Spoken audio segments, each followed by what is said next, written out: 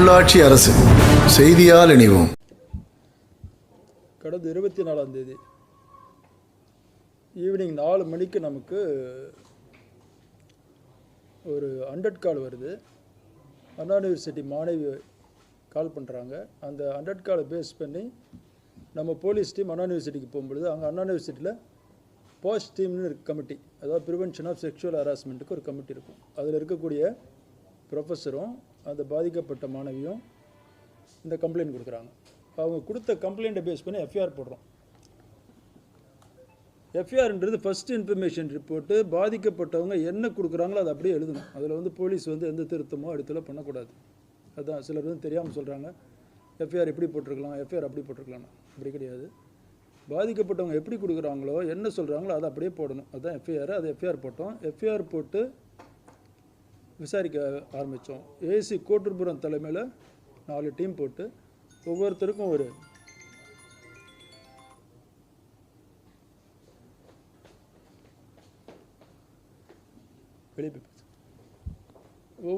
ஒரு டாஸ்க் கொடுத்து விசாரிக்கிறோம். சந்தேகப்பட்ட நபர்களை சிலர் கொண்டு வந்து விசாரிக்கிறோம். விசாரிச்சுட்டு அறிவியல் பூர்வமாக ஆதாரங்களை சேகரித்து டவர் லொக்கேஷன் சிடிஆர்லாம் போட்டு அடுத்த நாள் காலையில் 25 காலையிலேயே நம்ம அக்யூஸ்டை பிடிச்சிடறோம். பிடிச்சதுக்கப்புறமும் அந்த குற்றத்தை அவன் தான் செஞ்சான் அப்படிங்கிறத உறுதிப்படுத்துறதுக்காக மேலும் விசாரணைகள் பல செஞ்சு அப்புறம் குற்றத்தை அவன் தான் குற்றவாளி என்பதை உறுதிப்படுத்தின உடனே அரெஸ்ட் பண்ணி ரிமாண்ட் பண்ணுறோம். இதுதான் இந்த கேஸை பொறுத்த வரைக்கும் நடந்தது.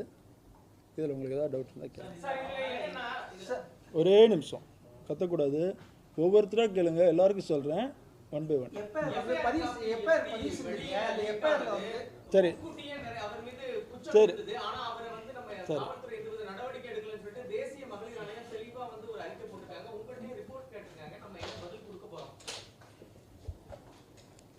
எஃப்ஐஆர் அதாவது சில குற்றங்களுக்கு, போக்சோ குற்றங்கள், அதே மாதிரி கிரைம் அகெயின்ஸ்ட் உமன் இருக்கக்கூடிய சில குற்றங்களுக்கு எஃப்ஐஆர் போடும் பொழுது சிசிடிஎன்எஸ்மாங்க.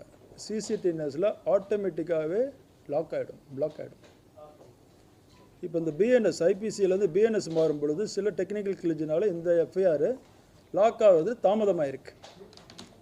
அந்த தாமதமான டைமில் ஒரு சிலர் பார்த்துருக்குறாங்க, அதை பதிவிறக்கம் செஞ்சுருக்கிறாங்க, அவங்க வழியாக லீக் ஆகிருக்கலாம். 1. 2வது, எந்த எஃப்ஐஆரை போட்டாலும் கம்ப்ளைண்ட் இருக்கிறாங்களே அவங்களுக்கு ஒரு காப்பி கொடுக்கணும். அது மேண்டேட்ரி. அதுபடி நாம் விக்டிம்க்கு ஒரு காப்பி கொடுத்தோம். இந்த 2 வகையில் தான் எஃப்ஐஆர் வெளியே வந்திருக்கணும். இந்த எஃப்ஐஆர் வந்து இந்த மாதிரி கேஸில் வெளியே வரக்கூடாது, லீக் பண்ணக்கூடாது. பண்ணுறது சட்டப்படி குற்றம். அதே மாதிரி அந்த லீக்காக இருந்தால் கூட அதை எடுத்து வச்சுட்டு பெரிய அளவில் விவாதம் செய்வதும் சட்டப்படி குற்றம். என்ன குற்றம்னா, பாதிக்கப்பட்ட நபரோட ஐடென்டிட்டி, அதாவது அடையாளம் எந்த வகையிலுமே வெளியே தெரியக்கூடாது. பேர் தான் சொல்லணும்னு இல்லை, அவங்க கொடுக்கக்கூடிய சில தகவல்களை வச்சு அந்த பாதிக்கப்பட்ட நபரை நாம் அடையாளம் கண்டுபிடிக்க முடியும் அப்படிங்கிற அளவுக்கு தகவல் கொடுத்தாலுமே தவறு. அந்த மாதிரி கொடுத்தது வெளியே தெரிய வந்ததுனால இப்போ கோட்டூர்புரத்தில் நம்ம இந்த லீக் பண்ணதுக்கு எஃப்ஐஆர் கேஸ் போட்டிருக்கிறோம். இப்போ அதுபடி போட்டு யார் இதை லீக் பண்ணாங்க அப்படின்றத கண்டுபிடிச்சு அவங்களுக்கும் தகுந்த தண்டனை அளிக்கும். இது வந்து பொது வெளியிலேருந்து வந்தது தான். கொஞ்சம் கவனமாக கேட்கணும், திருப்பி கேட்கக்கூடாது. எஃப்ஐஆர் போட்டிருக்கிறேன் கோட்டூர்புரம் போலீஸ் ஸ்டேஷனில் இந்த இதை லீக் பண்ணதுக்கு யாருன்னு கண்டுபிடிச்சு அதுக்குள்ளே நடவடிக்கை அதை அனுப்பும். அதுக்கு டைம் இருக்கணும்.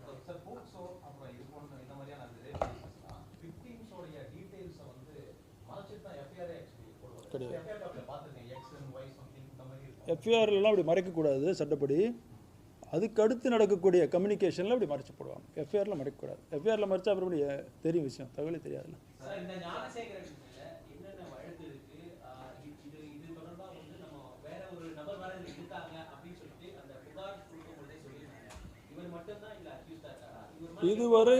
இதுவரைக்கும் நடந்த புலன் விசாரணையில் இவர் ஒருவர் தான் குற்றவாளி. சரிங்களா? இவர் அந்த பேசும் பொழுது அந்த புலன் விசாரணை தகவலை வெளியே சொல்லக்கூடாது. இருந்தாலும் இதை நிறைய பேர் அரசியல் பண்ணுறதுனாலையும் சென்சேஷனலாக பேசுகிறதுனாலையும் சொல்கிறேன். அதில் ஒரு நபரை வந்து இவன் பேசும்பொழுது சார்னு சொன்ன மாதிரி நிறைய பேர் குறிப்பிட்றாங்க. அது வந்து நடக்கலை, அது அவன் பொய்யா சொன்னது. குறிப்பாக அந்த அக்கரன்ஸ் நடக்கும்போது அவன் அந்த ஃபோனே ஏரோப்ளேன் மோடில் தான் போட்டு வச்சுருந்தான். ஸோ அதனால் அது வந்து தவறான தகவல். ஒன்று வேறு என்ன கேள்வி கேட்டீங்க?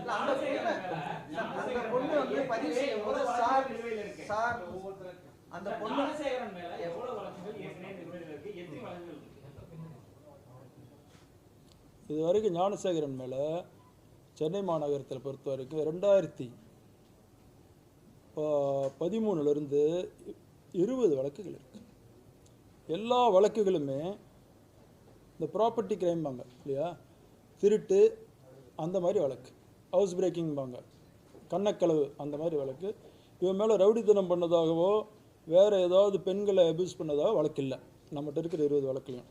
அது மாதிரி வேறு எந்த கம்ப்ளைண்டும் அவன் மேலே வரல. இருக்கிறது எல்லாமே இந்த கிரைம் ஆஃபென்சஸ். அதில் இவனுக்கு 6 வழக்கில் கன்விக்ஷன் ஆகிருக்குது. மற்ற வழக்கெல்லாம் விசாரணை நடந்துகிட்ருக்குது. அந்த வார்த்தை சொல்றாங்க, நம்ம அந்த எஃப்ஐஆர்லேயே பதிவு சொல்லிருக்காங்களா, அப்படியே பதிவு பண்ணணும்னு சொல்லியிருக்கோம்.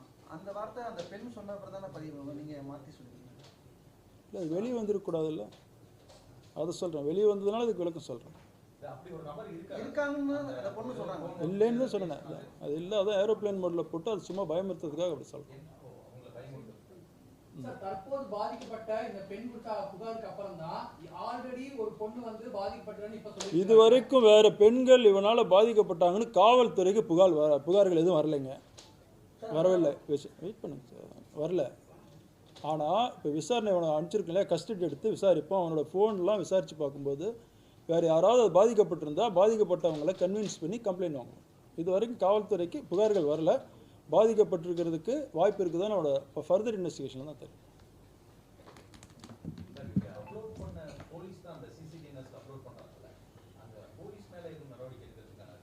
சிசிடிவிஸில் அப்லோட் பண்ணுன்றது அவரோட கடமைங்க.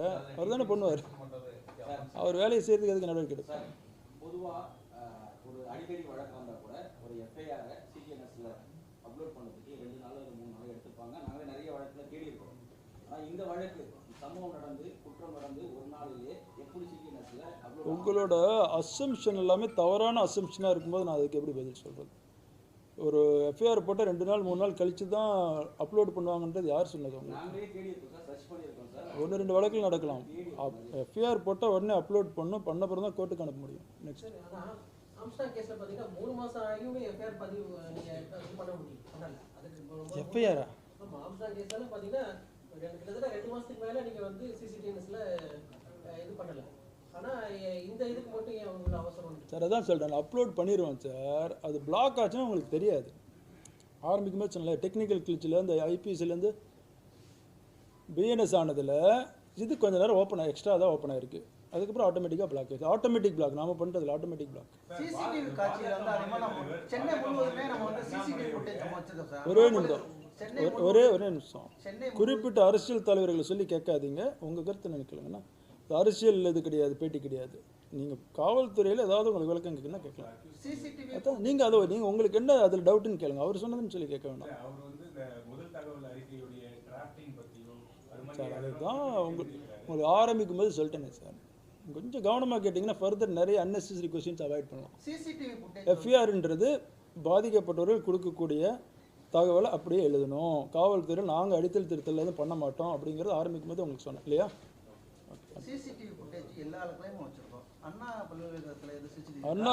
அண்ணா பல்கலைக்கழகத்தில் 70 சிசிடிவி இருக்குது சார். 70 சிசிடிவியில் 56 சிசிடிவி வேலை செய்யுது. சரியா? வேற அதுலேயும் தகவல் கிடைச்சிருக்கு. அதெல்லாம் தகவல் வச்சு தானே பிடிக்கிறோம். அடுத்து இப்போ அந்த பொண்ணுடைய அடையாளத்தை வெளியிடப்பட்டது 56 ஒர்க் பண்ணி அந்த பொண்ணுடைய அடையாளத்தை ஒரு வகையில் எஃப்ஐஆர் வெளியானது பிறகு வெளியே வந்திருக்கிறது. இப்போ அதை மறைப்பதற்காக அடுத்த கட்டமாக நம்ம என்ன மாதிரி நடவடிக்கை எடுப்போம் காவல்துறை சார்? ஆட்டோமேட்டிக்காக பிளாக் ஆச்சு. இனிமேல் வெளியே சொல்கிறவங்க மேலே கேஸ் ஆல்ரெடி போட்டிருக்கோன்னு சொன்னேன் இல்லையா? இப்போ வெளியிட்ட பிறகு சமூக வலைதளங்களில் பரவக்கூடிய சூழல் இருக்கு.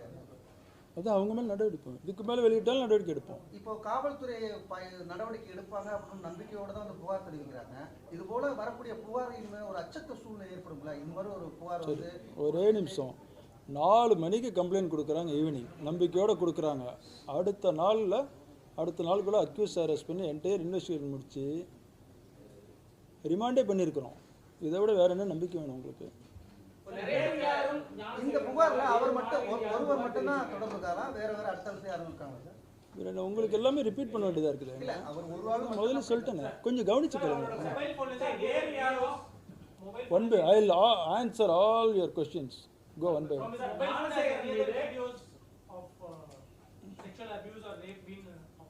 ஞானசேகரன் மீது வேற யாரும் மாணவிகள் வந்து புகார் கொடுத்திருக்காங்களா? என்ன சார் எல்லாமே ரிப்பீட் பண்ண வேண்டியதாக இருக்குது. அதான் சொல்லிட்டேனே சார், இது வரைக்கும் புகார் காவல்துறைக்கு வரல. இதுக்கு மேலே ஏதாவது வந்தாலும் நடவடிக்கை எடுப்போம். இல்லை புலன் விசாரணையில் எங்கள் தகவலுக்கு எங்கள் நாலேஜுக்கு வந்தாலும் அந்த சம்மந்தப்பட்டவர்கள் அணுகி அவங்களுக்கு கான்ஃபிடன்ஸ் கொடுத்து புகார் வாங்கி நடவடிக்கை எடுப்போம். இது வரைக்கும் வரல. நம்ம மாண்புமிகு தமிழக முதல்வரை பொறுத்த வரைக்கும் நான் பதவி ஏற்கும்போதும் சரி, அவ்வப்பொழுது நடத்தக்கூடிய அத்தனை மீட்டிங்களையும் என்ன சொல்லுவாங்கன்னா, காவல்துறை நடுநிலையோடு வேலை செய்யணும், எந்த பாகுபாடும் பார்க்கக்கூடாது, யார் எந்த கட்சின்றதெல்லாம் பார்க்கவே கூடாது. அதுபடி தான் நாங்கள் வேலை செஞ்சிட்ருக்குறோம். எங்களை பொறுத்த வரைக்கும் எங்களுக்கு குற்றம் செஞ்ச எந்த கட்சிக்காரன் அந்த கட்சிக்காரன்றதெல்லாம் கிடையாது. அதை வச்சு மற்றவங்க அரசியல் பண்ணலாம், எங்களுக்கு அந்த தேவையும் கிடையாது. சார், இன்னைக்கு அதிமுக குறிப்பா சில கட்சிகள் சார்பாக போராட்டம் பண்ண வராங்க. அவங்க முன்கூட்டியே கைது பண்ண என்ன காரணம்? ஏன் அதுக்கு அனுமதி தரலன்னு பல பேர் கேள்வி கேட்குறாங்க. அது காவல்துறையில் வந்து எடுக்கக்கூடிய முடிவுங்க. பொதுமக்கள் இருக்கிறாங்கல்ல, பொதுமக்கள் எல்லாத்தையும் மறிச்சுட்டு நம்ம விட முடியுமா? பொதுமக்கள் நல்லதான் முக்கியம் நம்மளுக்கு. பொதுமக்களுக்கு இடைஞ்சல் வர மாதிரி போய் ரோட்டில் மறியல் பண்ணுறவங்களாம் நம்ம அனுமதிக்க முடியாது. ஒரு அனுமதிக்கப்பட்ட இடங்கள்னு இருக்குது. அண்ணா பல்கலைக்கழக வளாகத்தை பொறுத்த வரைக்கும் ஆல்ரெடி சொன்ன மாதிரி தான் 70 கேமரா இருக்குது. அங்கே வந்து டெக்ஸ்கோன்னு சொல்லக்கூடிய எக்ஸ் சர்வீஸ்மேனை வச்சு அவங்க செக்யூரிட்டி ஆல்ரெடி அண்ணா பல்கலைக்கழகத்தில் 140 பேர் இருக்கிறாங்க. 140 பேர் செக்யூரிட்டி இருக்கிறாங்க. அதை 3 ஷிஃப்டாக போடுறாங்க. 49 பேர் ஒரு ஷிஃப்ட்டு, 49 பேர் ஒரு ஷிஃப்ட்டு, அடுத்து 42 பேர். இதுதான் அவங்க ஷிஃப்ட் அரேஞ்ச்மெண்ட். கேட்லாம் போட்டு மேனேஜ் பண்ணுறாங்க. அது இன்னும் எப்படி இம்ப்ரூவ் பண்ணுறதுன்னு ஸ்டடி பண்ணிகிட்ருக்குறோம். அண்ணா பல்கலைக்கழகத்தை பொறுத்த வரைக்கும் ஒரு மெயின் கேட்ஸ் 6 கேட் இருக்குது. அது இல்லாமல் ஒரு 11 கேட் இருக்குது. இதை தவிர எப்படி உள்ளார போகிறதுக்கு வாய்ப்பு இருக்குது. காம்பவுண்ட் வால்ஸ்லாம் எங்கே வந்து சின்னதாக இருக்குது, உடஞ்சிருக்குது, ஆராய்ச்சி இது பண்ணிகிட்ருக்குறோம், ஆய்வு பண்ணிகிட்ருக்கோம். பண்ணிவிட்டு இன்னும் கண்டிப்பாக பலப்படுத்தும். அண்ணா பல்கலைக்கழகத்திலே இந்த மாதிரி ஒரு சூழல் இருக்குது அப்படின்னா மற்ற பல்கலைக்கழகத்தில் என்ன மாதிரி நம்ம வந்து பலப்படுத்த போகிறோம்? அந்த மாதிரி அந்த தகவல் கிடையாது. போதும் சார், அது தெரியும். எல்லாத்தையுமே புலன் விசாரணை உங்களுக்கு சொல்ல முடியுமா? உங்களுக்கு ஒரு சென்சேஷனல் மேட்ரு, உங்களுக்கு கிளாரிஃபிகேஷன் வேணுங்கிறது.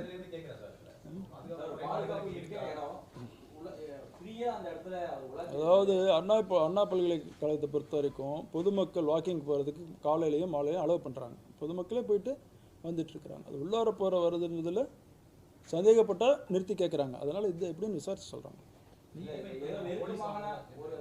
காவல்துறையை பொறுத்த வரைக்கும் கோட்டுப்புறம் காவல் நிலைய எல்லைக்குள்ளே வருது. இது அதை 3 செக்டராக பிரிச்சிருக்கிறாங்க. அது அண்ணா யூனிவர்சிட்டின்றது ஏ செக்டாரில் வருது. இந்த ஏ செக்டாருக்கு நமக்கு 3 பெட்ரோல் வெஹிக்கிள் இருக்குது. அந்த 3 பெட்ரோல் வெஹிக்கிளும் அட் அ டைமில் ஒரு பெட்ரோல் வெஹிக்கிள் அந்த அண்ணா யூனிவர்சிட்டிலே இருந்திருக்கும். நீங்கள் அந்த பக்கம் போகிறவங்களாம் தெரியும், இந்த கேட்டில் இருப்பாங்க, இல்லைனா அந்த காந்தி மண்டபம் கேட்டில் இருப்பாங்க. அது இல்லாமல் 2 வீலர் பெட்ரோல் இருக்குது செக்டார் பேக். இது வந்து பொதுவாக வெளியே பார்ப்போம், உள்ளார ஒரு ரவுண்ட்ஸ் போவோம். இதுக்கு மேலே எப்படி இன்னும் அதை பலப்படுத்துறதுன்னு யோசிப்போம். சார், இந்த ஞானசேகருடைய குற்ற பின்னணி சார், மாமல்லபுரம் காவல் நிலையத்தில் இதே போன்ற ஒரு காதல் ஜோடி மிரட்டி பாலியல் செய்யப்படுறதா கைதாகிட்டாரு. அதே போல் இந்த அண்ணா யூனிவர்சிட்டியுமே 2014 ஒரு வழக்கில் வந்து நீங்கள் சொல்கிற எதுவுமே அங்கே வழக்கில் இல்லை. இப்போ நான் சொன்னால 20 வழக்கு இருக்குன்ட்டு, அதில் அந்த மாதிரி இல்லை. மாமல்லபுரம் கேஸில் ஏற்கனவே கைதாக இருக்கிறார். மாமல்லபுரம்னா வெரிஃபை பண்ண சென்னை சிட்டியில் கிடையாது.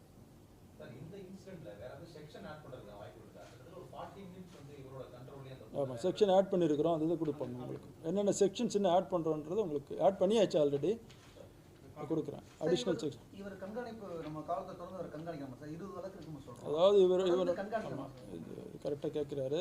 2014 தான் இவனோட மெயின் ஆக்டிவிட்டி. 2019 கடைசி கேஸ் அவனுக்கு ரிப்போர்ட் ஆகுது. 2019க்கு அப்புறம் கேஸ் இல்லை அவனுக்கு. 2023 ஒரு அனிமல் இது பெட் கிளினிக்கில் ஒரு சின்ன வம்பு பண்ணுறான். அது நம்ம தகவலுக்கு வந்திருக்கு. மற்றபடி 2019க்கு அப்புறம் அவன் மேலே கிரிமினல் கேஸ் இல்லை. அடுத்து சார் இந்த ஒரு பொண்ணை தான் ஹிஸ்ட்ரி சீட்டை வச்சு தான் சொல்கிறேன். சார் இந்த ஒரு பொண்ணை தான் அவர் மிரட்டியிருக்காரா இல்லை வேற பொண்ணு மிரட்டியிருக்காரா? இந்த விசாரணை தெரிய வந்து வேறு ஏதாவது நீங்கள் ஏன்னா அவர் கேட்டதே திருப்பி கேட்குறாரு. That is under investigation. ஏற்கனவே ஞானசேகரன் அதான் சொல்லிட்டேன்ல, ஒரு குற்றவாளி எந்த அரசியல் கட்சியில் இருந்தால் எங்களுக்கு அதை பற்றி ஒன்றும் கவலை கிடையாதுங்க. அவன் எந்த கட்சியில் இருந்தாலும் அவன் மேலே ஆக்ஷன் எடுக்க போகிறோம். இதை தேவையில்லாமல் நீங்கள் தான் பெருத்துப்படுத்துறீங்க. எங்களுக்கு அவன் எந்த கட்சிக்காரன்றது முக்கியமே கிடையாது. சார், இந்த விவகாரத்துக்கு பிறகு சென்னை மாநகரில் மற்றவர்கள் சொல்லக்கூடிய மெசேஜ் என்ன? இதில் ஒன்று, காவல்துறையை நம்பி கரெக்டான டைமில் ஒரு நாள் டிலே ஆனால் கூட அந்த மாணவி நமக்கு கம்ப்ளைண்ட் கொடுத்தாங்க. அவங்க நம்பிக்கையை தக்க வைக்கிற மாதிரி நாம் நடவடிக்கை எடுத்திருக்கிறோம். அவங்க தரப்பில் பொறுத்த வரைக்கும் காவல்துறை நல்லா பண்ணியிருக்கிறாங்கன்னு எல்லாரும், அண்ணா யூனிவர்சிட்டியாக இருக்கட்டும், பாதிக்கப்பட்டவர்களாகட்டும், அவங்க காவல்துறை மேலே நல்ல நம்பிக்கை வச்சுருந்தாங்க. அதை நாம் உறுதிப்படுத்துகிற மாதிரி தான் நடவடிக்கை எடுத்திருக்கிறோம். இதுக்கு மேலே அதே மாதிரி இருக்கும். சார், புகார் அளித்த அன்று இரவு ஞானசேகரனை காவல் நிலையத்துக்கு அழைத்து வந்து விசாரணை செய்து புகார் அளித்த அன்று நிறைய பேரை கூப்பிட்டு வந்தோம். சரிங்களா? எழுதி வாங்கிட்டு நிறைய பேரை கூப்பிட்டு வந்தோம். அவங்கள்ட்ட இருந்து எவிடன்ஸ் எல்லாம் கலெக்ட் பண்ணிவிட்டு எழுதி வாங்கிட்டு அனுப்பிச்சோம். மறுபடியும் காலையில் அந்த எவிடன்ஸை பேஸ் பண்ணி நைட்டெலாம் நிறைய என்கொயரி பண்ணி அடுத்த நாள் போய் பிடிச்சிட்டோம். அவரும் இருந்தார். சார், நிறைய வழக்குகளில் அவர் சந்தேகப்படக்கூடிய நபராக இருந்தால் கூட காவல் நிலையத்தில் வச்சு விசாரணை பண்ணியிருக்கோம். ஒரு சென்சிட்டிவான மேட்ரு, இதில் ஏன் ஞானசேகரன் பொதுவாக நீங்கள் சொல்லக்கூடாது சார். போலீஸ் இன்வெஸ்டிகேஷன் இப்படி தான் பண்ணணும், இப்படி தான் பண்ணுறாங்கன்னு இல்லை. நிறைய ஓகே, அடுத்து நெக்ஸ்ட். தெரிந்த ஒரு சீட்டிங் கம்பெனி இருந்தால் கூட அதான் சார், அது அந்த ஐஓ முடிவு பண்ணுவார் சார். அவருக்குன்னு ஒரு இது இருக்குல்ல, டிஸ்கிரிப்ஷனு. அடுத்து நம்ம ஒரு வழக்கை பதிவு செய்யும்போது அனைத்து புகார் தர கொடுக்கக்கூடிய அத்தனையுமே நம்ம பதிவு செய்யணும்னு சொல்லியிருக்கோம். ஆனால் அந்த பாலியல் தொடர்பான வழக்கில் இருக்கும்போது அத்தனை நம்ம பதிவு செய்யணும் அவசியம் இருக்காது. ஆமாம், கண்டிப்பாக புகார் எனி காக்னிசபிள் அஃபென்ஸ் காவல்துறைக்கு வந்து கொடுக்கும் பொழுது பதிவு பண்ணணுன்றது மேண்டேட்ரி பண்ணி தான் ஆகணும். பாதிக்கப்பட்ட மாணவி பாதுகாப்பா இருக்காங்களா? எப்படி இருக்காங்க? நல்ல பாதுகாப்பாக இருக்கிறாங்க. அவங்களுக்கு ஒரு இதுவும் இல்லை. அவங்க நம்ம எடுத்த நடவடிக்கையை பொறுத்த வரைக்கும் அவங்களுக்கு திருப்தியாக இருக்கிறாங்க. ஆமாம் ஆமாம், இது நல்ல கேள்வி. ஏன்னா இந்த மாணவி எப்படி தைரியமாக வந்து சொன்னாங்களோ அந்த மாதிரி எந்த ஒரு குற்றம் நடந்தாலும் இவங்க அதை சொல்லிடுவாங்க அப்படின்ட்டு எதையும் யோசிக்காமல் கண்டிப்பாக அவங்க வந்து காவல்துறை அணுகி புகார் கொடுக்கணும். கொடுத்தா நம்ம சட்டப்படி நடவடிக்கை எடுப்போம். சார், இந்த சிசிடிஎன்எஸ் பற்றி சொல்லியிருந்தீங்க. இந்த பிஎன்எஸ் ஆக்ட் வந்ததுக்கு அப்புறம் அதில் ஒரு லேக் இருக்குன்னு சொல்லி அந்த லேகை பயன்படுத்தி தான் யாரும் லீக் பண்ணிட்டாங்க. பட் அதுக்காக இந்த மீடியா மேலே வழக்கு பதிவு செய்யறது இல்லை, டெக்னிக்கல் கிளிச்சில் ஓப்பனாக இருந்தது. அதை எடுத்து அதை பண்ணக்கூடாதுன்றது தெரியும் இல்லையா? விக்டிம் ஐடென்டிட்டி எதுவும் வந்திருக்கா சார்? வந்திருந்தால் வந்து அவங்க மேலே நடவடிக்கை எடுப்போம். இல்லை சார், அந்த பேஜ் ஏதோ ஒரு பேஜ் ஆக்ஷன் பேஜ் ஏதோ பயன்படுத்திருக்காங்க. விக்டிமோட சரி, இது பொதுவாக எல்லாத்துக்குள்ளதை கேளுங்களேன். உங்களுக்குள்ளதை நான் தனியாக சொல்கிறேன். எனக்கு இல்லை சார், நான் பொதுவாக தான் கேட்குறேன். மீடியான்றதுனால நான் கேட்குறேன். ஊடகங்கள் மீடியாவுக்கு தெரியணும். மீடியா ரொம்ப பொறுப்பான இது இல்லையா? அவங்க வந்து இந்த தகவலை தான் வெளியே விடணும், இந்த தகவலை வெளியே விடக்கூடாதுன்ற விஷயம் உங்களுக்கு தெரியும்.